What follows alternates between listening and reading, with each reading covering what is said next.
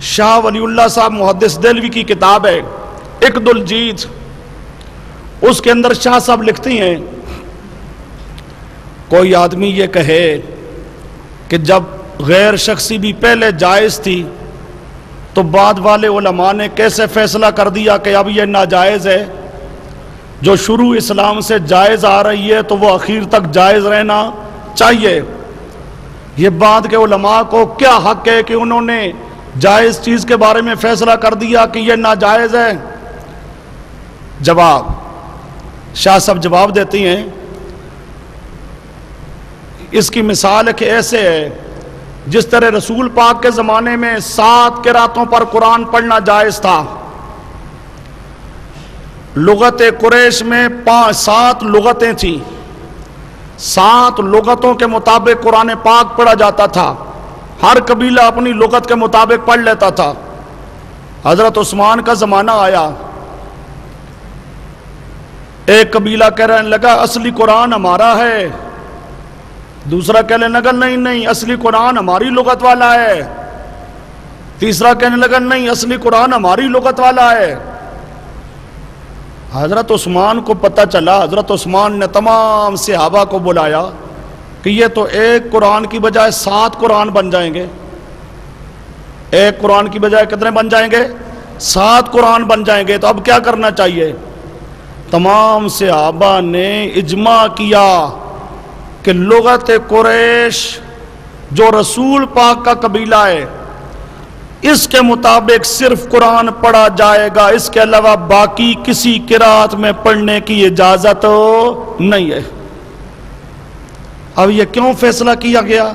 شاہ صاحب لکھتے ہیں جیسے ابتدا میں یہ جائز تھا، لیکن جب خطرہ پیدا ہوا اسلام کے محفوظ ہونے کو، قرآن کے محفوظ ہونے کو خطرہ لاحق ہوا تو صحابہ نے فیصلہ کیا کہ باقی کسی قرات میں کوئی نہیں پڑھ سکتا، صرف ایک قرات کے اندر قرآن پڑھا جائے گا۔ تو جس طرح وہاں خطرہ پیدا ہوا، خطرے کے وقت میں جائز چیز بھی ناجائز ہو جاتی ہے، اسی طرح تقلید شخصی کے اندر بھی خطرے پیدا ہو گئے، خواہش پرستی پیدا ہو گئی، اس لیے غیر شخصی کو علماء نے کہا یہ ناجائز ہے۔ اسے کیا کہتے ہیں؟ حسن لذاتی ہی تے کبھی لغیر ہی۔ اصل کے اعتبار سے تو تقلید غیر شخصی جائز تھی، مشروع بنفسی ہی تھی، لیکن عوارض کی وجہ سے کبھی ہو گئی، کبھی لغیر ہی، وہ سمجھے؟ تو ابتدا میں تو غیر شخصی جائز تھی، اب جائز نہیں ہے، اب صرف شخصی۔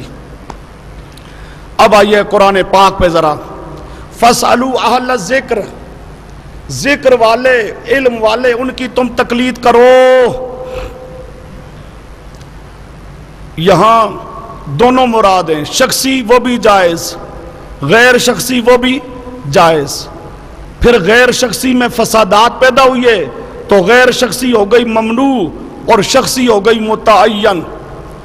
جس طرح ایک اب غلام نہیں رہا، کھانا دینے کی بھی طاقت نہیں ہے، تو پھر ایک صورت متعین ہو جاتی ہے، روزے رکھنا۔ غلام موجود نہیں، ختم۔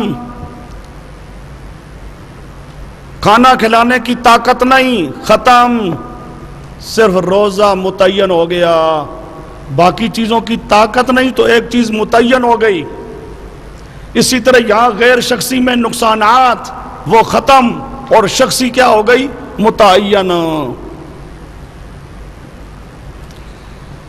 اب قرآن پاک میں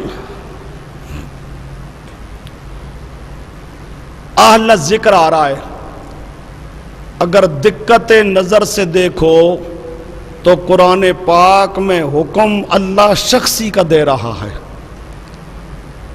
ہم اپنے تمام علماء کو مانتے ہیں، علماء نے شخصی غیر شخصی دونوں مراد لیے ہیں، اس لیے ہم دونوں کہتے ہیں ٹھیک۔ پھر غیر شخصی کو ممنوع قرار دیا گیا بوجہ عوارض کے، وہ بات الگ ہے، لیکن دقت نظر سے دیکھا جائے تو قرآن کی آیت میں جو اللہ پاک حکم دے رہا ہے یہ شخصی کا دے رہا ہے۔ کیوں؟ سمجھو، اہل الذکر، کتنے اہل ذکر تھے، کتنے اہل علم، کمیت کا بیان کوئی نہیں، کل اہل علم یا بعض اہل علم. اور سمجھے اہل علم کی کمیت، تعداد، کلیت یا بعضیت بیان نہ کی جائے تو قضیہ ہوتا ہے معاملہ. یہ اہل الذکر قضیہ معاملہ ہے. یہاں سے اگر عبارت بناؤ اہل الذکر مسئولون، فسألوا اہل الذکر سے کیا بنے گا نتیجہ؟ عبارت اگر منطقیانہ انداز میں بناؤ اہل الذکر مسئولن یا مسئولون. اب اہل الذکر کلو اہل ذکر، بعض اہل ذکر، نہ کلیت نہ بعضیت، تو قضیہ ہو گیا معاملہ. کیا ہو گیا؟ قضیہ معاملہ. اور قضیہ معاملہ کا قانون قضیہ معاملہ فی قوت الجزئیہ، قضیہ معاملہ فی قوت الجزئیہ. اور جزئیہ میں کیا ہوتا ہے؟ ایک جز متعین، اس سے زائد کا احتمال. ایک جز جو ہوتی ہے وہ کیا ہوتی ہے؟ متعین، متیقن، یقینی، اس سے زائد کا کیا ہوتا ہے؟ احتمال. تو شخصی تقلید، ایک کی تقلید یہ ہو گئی متعین، متیقن. اور اس سے زائد غیر شخصی، اس کا کیا ہوگا؟ احتمال. غیر شخصی احتمال کے درجے میں ہوگی اور شخصی تیقن کے درجے میں، تعین کے درجے میں.